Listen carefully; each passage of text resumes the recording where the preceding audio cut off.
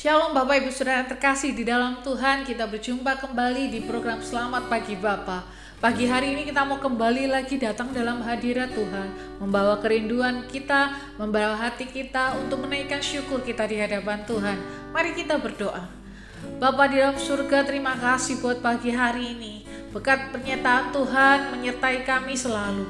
Pagi hari ini Tuhan, kerinduan kami datang dalam hadirat Tuhan, bersekutu bersama dengan Engkau. Kiranya Tuhan hadir menaungi setiap kehidupan kami, masuk dalam hati kami, memberikan kehangatan dalam hati kami. Pagi hari ini Tuhan, kami rindu naikkan syukur kami di hadapan Tuhan. Kami rindu menaikkan pujian kami di hadapan Tuhan. Kiranya Tuhan yang hadir di tengah-tengah kami, mengubahkan setiap hati kami. Terima kasih Bapa. Di dalam nama Tuhan Yesus kami sudah berdoa dan mengucap syukur. Haleluya. Amin. Kita mau katakan bahwa Dialah penolong yang setia, yang memenuhi setiap kebutuhan kita, dan Dialah pribadi yang tidak pernah mengecewakan.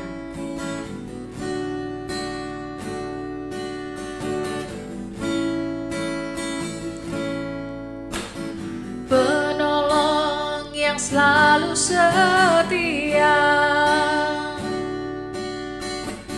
memenuhi keperluanku.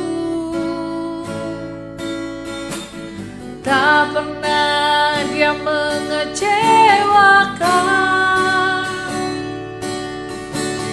Yesusku tak pernah gagal. Segala perkara dapat ku tangguh di dalam Dia yang memberi kekuatan. Tuhan Yesus penolong dan sahabat. Tetap percaya Tuhan setia.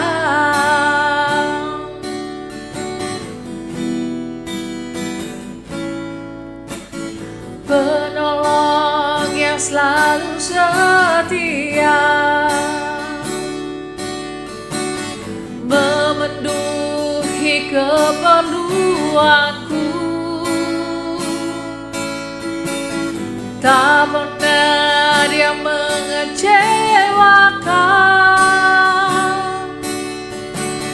Yesusku tak pernah gagal. Segala perkara dapat ku tangguh di dalam Dia yang memberi kekuatan. Tuhan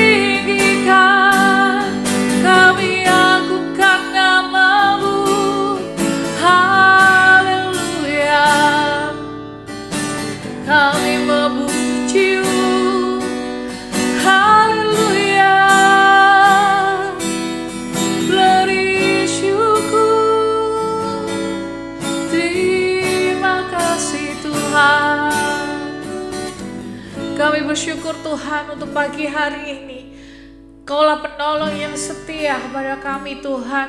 Kau tidak pernah mengecewakan kehidupan kami. Segala sesuatu yang kami hadapi, semuanya Tuhan yang tolong kami. Terima kasih Tuhan. Pagi hari ini Tuhan, sebelum mengawali kegiatan kami rindu untuk mendengarkan firman-Mu. Kiranya Tuhan berbicara atas kami. Setiap firman-Mu boleh menjadi kekuatan, menjadi rema dalam kehidupan kami, dalam menjalani hari-hari kami. Kiranya Tuhan yang berbicara atas kami, hati lepas hati kepada kami ya Tuhan, supaya kami dapat merasakan bagaimana hati Tuhan, bagaimana kerinduan Tuhan untuk kami semua. Terima kasih Bapa. Kami siap mendengarkan firman Tuhan hanya di dalam nama Tuhan Yesus. Kami berdoa dan mengucap syukur. Haleluya. Amin. Shalom Bapak Ibu Saudara, berjumpa kembali dalam program Selamat Pagi Bapa. Kita telah memasuki bulan yang baru dengan tema yang baru. Di bulan ini MCC memiliki tema Kristus adalah ketenangan. Nah Bapak Ibu Saudara, pagi hari ini kita mau belajar bersama-sama tentang ketenangan yang sejati. Mari sebelumnya saya mau ajak untuk kita bersama membuka ayat emas kita dan membacanya di dalam Matius 11 ayat yang ke-29. Matius 11 ayat yang ke-29, begini bunyi firman Tuhan, "Pikulah kuk yang kupasang dan belajarlah padaku, karena aku lemah lembut dan rendah hati, dan jiwamu akan mendapatkan ketenangan." Nah, ketenangan adalah sesuatu yang sangat mahal. Ketenangan dicari banyak orang, di mana orang-orang ini benar-benar menginginkan adanya ketenangan di dalam kehidupannya. Ketenangan menurut Kamus Besar Bahasa Indonesia adalah hal atau dalam tanda kurung keadaan dan sebagainya. Tenang. Jadi keadaan tenang atau hal-hal yang bersifat tenang. Lalu ketentuannya hati, batin, dan pikirannya. Jadi hatinya tenang, pikirannya tenang, dan batinnya tenang. Nah, ketenangan adalah gambaran atau situasi di mana keadaan seseorang berada dalam posisi damai. Baik itu hati, baik itu batinnya, baik itu pikirannya. Merasakan kedamaian yang menimbulkan rasa aman serta rasa nyaman. Ketenangan ini Bapak Ibu Saudara banyak dicari oleh orang-orang di dunia ini. Baik itu orang kaya maupun orang miskin, baik itu orang yang sibuk bekerja maupun orang yang belum dapat pekerjaan, baik itu orang yang sehat maupun orang yang sakit, baik itu para pekerja di luar sana, bos, pengusaha, pemilik usaha, ibu rumah tangga, anak-anak pun, mereka semua mencari ketenangan. Namun tidak semua orang dapat menemukan ketenangan ini dari hal-hal yang mereka usahakan sendiri. Contohnya, ketika seseorang menginginkan ketenangan, mereka berpikir bahwa ketika mereka berlibur, mereka akan mendapatkan ketenangan. Namun kita tidak pernah tahu dalam perjalanan kita liburan kita akan menemui banyak orang. Bisa jadi kita menemukan kemacetan, lalu kita bertemu dengan orang dan terjadi masalah. Yang terjadi bukanlah ketenangan yang kita dapatkan, malah permasalahan lagi, permasalahan baru yang kita dapatkan. Atau dengan mengeluarkan banyak uang untuk memenuhi keinginannya, mereka merasa bahwa ketika saya mengeluarkan uang untuk mendapatkan barang-barang yang saya inginkan, saya merasa tenang. Ketika saya memiliki uang banyak, saya bisa beli ini itu, saya merasa tenang. Mungkin akan mendapatkan ketenangan, tapi hanya sebentar Bapak Ibu Saudara. Hanya sedikit ketenangan yang ia dapatkan, lalu mereka akan kembali lagi merasakan bagaimana beratnya permasalahan yang mereka hadapi, bagaimana banyaknya tekanan yang mereka harus lalui. Nah, atau kalau anak-anak muda sekarang itu menyebutnya dengan kata healing. Healing yang sebenarnya adalah ketika terjadi suatu masalah, kita dapat menyelesaikannya dengan baik. Bukan ketika kita menyebutnya healing, ketika terjadi masalah, wah saya butuh liburan sepertinya, kita pergi. Masalah kita tinggalkan, kita pergi. Kita merasa bahwa ketika kita meninggalkan masalah, kita berlibur, kita mengistirahatkan pikiran kita menaruh hal-hal yang permasalahan hidup kita merasa bahwa oh saya tenang. Namun secara tidak langsung sebenarnya kita menyadari bahwa ketika kita kembali lagi, masalah itu masih tetap ada. Dan ketenangan itu bukanlah ketenangan sejati yang kita dapatkan. Karena ketika kita meninggalkan masalah ini masih ada loh. Kita hanya mendapatkan ketenangan sesaat. Itu pun kalau kita bisa benar-benar menikmati liburan tersebut. Malah ketika kita selesai liburan, masalah baru akan datang. Kita berlibur pasti membutuhkan biaya. Ada masalah yang ditinggalkan, ketika kita berlibur kita menghabiskan banyak biaya, lalu muncul lagi masalah baru. Wah, uang saya habis untuk liburan ini. Padahal masalah satu belum selesai, kita membuat masalah baru lagi. Itulah hal-hal yang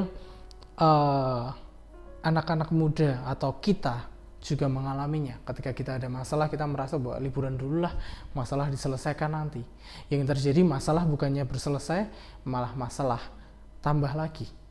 Nah, atau ketika kita dalam pekerjaan, kita merasa penat, seharusnya kita berusaha untuk membuat pekerjaan tersebut menjadi pekerjaan yang menyenangkan untuk dapat kita lakukan. Healing bukanlah pergi atau lari dari masalah, melainkan healing adalah ketika kita sudah menyelesaikan masalah, kita dapat membuat hal-hal yang sebenarnya membuat kita menjadi tidak nyaman, menjadi hal yang lebih nyaman lagi. Kita membuat hal-hal yang sebelumnya tidak baik dalam kehidupan kita membuat hal tersebut menjadi lebih baik lagi. Healing adalah ketika kita dapat merubah situasi yang tidak nyaman dalam kehidupan kita menjadi situasi yang lebih baik untuk dapat kita jalani. Terkadang kita sebagai manusia juga selalu mencari jalan kita sendiri. Seperti tadi, ketika kita menginginkan ketenangan, kita mencari jalan kita sendiri, ya kita dengan berlibur, kita dengan membeli barang-barang mewah, atau dengan mengumpulkan uang sebanyak mungkin, atau nongkrong sana sini. Kita merasa melakukan hal-hal tersebut dengan pola pikir kita sendiri. Kita mencari jalan tersendiri untuk mendapatkan ketenangan tersebut. Padahal kalau kita mau menyadari dalam diri kita ada Roh Kudus yang sebenarnya sudah menyediakan jalan bagi kita. Roh Kudus sudah menunjukkan jalannya bagi kita, hanya saja kita tidak mau melaluinya. Sama seperti yang tertulis di Yeremia 6 ayat yang ke-16. Begini bunyi firman Tuhan.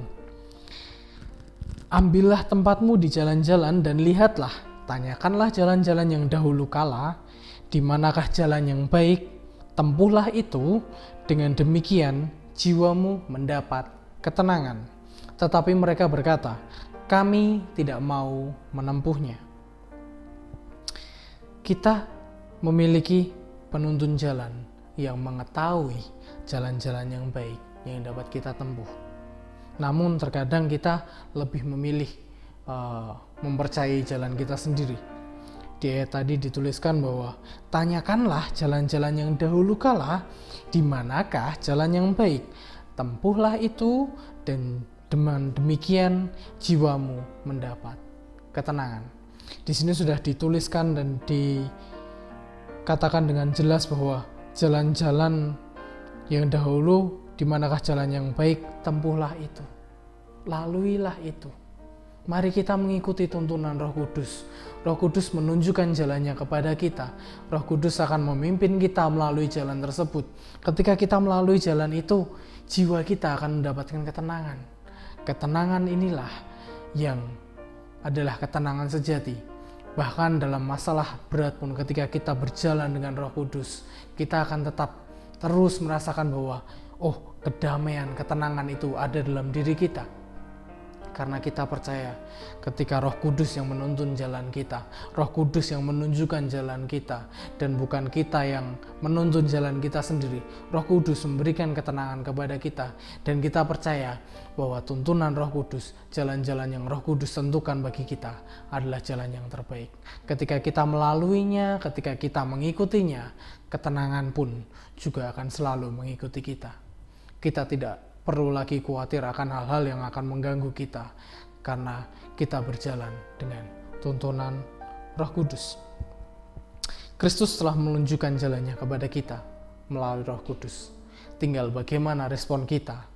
Apakah kita mau mengikuti jalan yang Kristus telah tunjukkan bagi kita agar jiwa kita mendapatkan ketenangan, atau kita mau mengikuti kepercayaan kita sendiri yang bahkan kita tidak tahu ke depannya jalan yang kita tempuh ini akan jadi seperti apa. Mari saya mau ajak Bapak Ibu Saudara untuk kita sebelum melangkah, kita menanyakan dulu pada Roh Kudus. Oh Roh Kudus, jalan manakah yang harus saya tempuh? Tuntun saya dan pimpin saya Roh Kudus. Saya akan mengikuti jalan yang Kau tunjukkan. Maka ketika kita mengikuti jalan tersebut, jiwa kita akan mendapatkan ketenangan, hati kita akan dipenuhi dengan kedamaian, kita akan melangkah dengan iman, kita akan melangkah dengan pasti dan dengan penuh keyakinan bahwa hal yang ada di depan sana adalah hal yang baik yang Kristus telah sediakan bagi kita. Kiranya boleh menjadi berkat bagi kita semua. Tuhan Yesus memberkati. Mari kita berdoa. Bapa, kami mengucap syukur Tuhan untuk berkat Tuhan di pagi hari ini, untuk firman Tuhan di pagi hari ini yang menyadarkan kami bahwa kami memiliki Roh Kudus yang akan menuntun jalan kami, yang akan memimpin jalan kami. Ketika kami melalui jalan-jalan tersebut, hati kami akan dipenuhi dengan ketenangan dan kedamaian yang sejati yang daripada-Mu ya Bapa. Ajar kami Tuhan untuk senantiasa bertanya jalan mana yang akan kami tempuh, jalan mana yang harus kami tempuh Tuhan, dan biarkan kami boleh taat untuk mengikuti pimpinan-Mu ya Bapa. Terima kasih Tuhan. Sebentar kami akan melanjutkan aktivitas kami di pagi hari ini. Kiranya Tuhan memberkati kami dan menyertai kami. Hanya di dalam nama Tuhan Yesus Kristus kami sudah berdoa dan mengucapkan syukur kami. Haleluya. Amin. Kita akan bersama-sama menaikkan pokok-pokok doa sesuai dengan daftar yang tercantum di layar.